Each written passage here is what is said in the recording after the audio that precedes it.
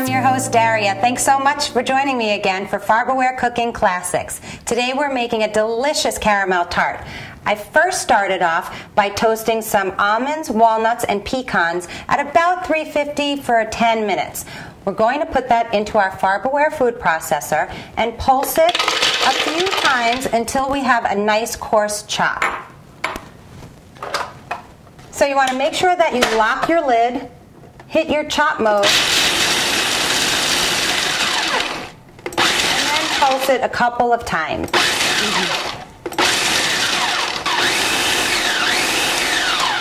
So now we have a nice, even, coarse chop. I want to take 1 cup of that and reserve it for our filling later.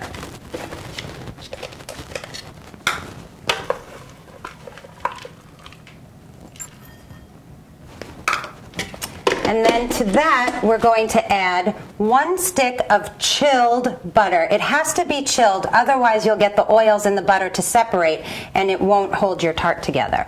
So we're using 1 stick of cut up butter. Add in my flour. And then we want to put a little bit of salt.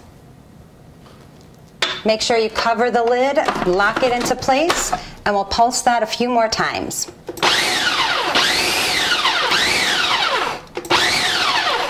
Okay, it's coming together nicely. You want to make sure that that looks like coarse meal. And then what we want to do is add 1 egg yolk at a time. I have 2 egg yolks in total for the recipe.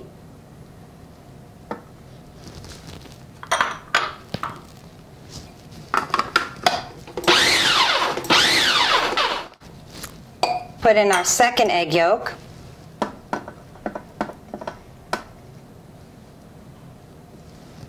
Get all of that in there. Give it another pulse. So I made a little room for myself now. I have a nice clean work surface, a little bit of elbow room. Let's take our tart pan over closer to us and we'll get our dough out. Take the hook out first. Use a spatula for this. It's much easier. It's a pretty sticky dough, so you don't want to use your hands for this. Scrape it all out. All those yummy bits out of there. You want to try and clean out your food processor bowl as much as possible. You don't want to miss out on any of your dough. And we'll just spread it around nice and evenly. You don't want to have a thicker part because it won't cook evenly then. And you don't want to burn a thinner part. Make sure that you're really getting into the edges so you get that pretty scalloped edge when you take it out of the oven. Once we're finished with this, we're going to put this in the refrigerator for 30 minutes. Let the dough set. You want to have all your ingredients come together. You want your butter to stay whole. You don't want the oils to separate out. And there you go. We're ready for the fridge. So I just took our tart out of the refrigerator. Now we're going to put it in an oven at 350 degrees for 20 minutes. So it's been about 20 minutes. Let's take a peek and see how our tart shell is doing. Oh yeah, it's definitely ready to go. It's nice and golden brown. Look at how beautiful that came. We'll set this aside on a cooling rack while we make our filling. First we need a medium-sized bowl, and we're going to put in 1 egg that we've slightly beaten. We're going to put in a little bit of heavy cream.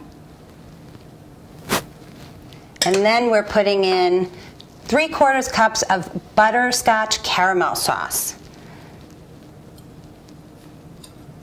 You may need a spoon to scrape all that out of there.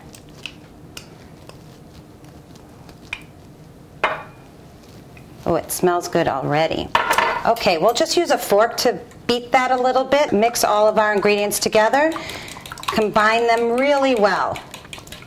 You want to make sure that there's no separation in your ingredients here. Okay, that's looking really good now. We don't want a white streak of heavy cream in there. And then the nuts that we chopped earlier, we're going to add that as well. Mix that in gently.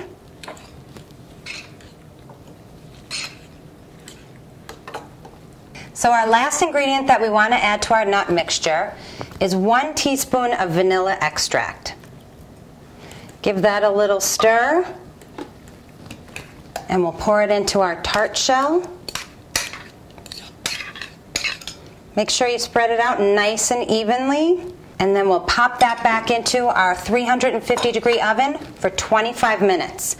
Be careful when you take this off of here, because remember that it's hot from being in the oven the first time.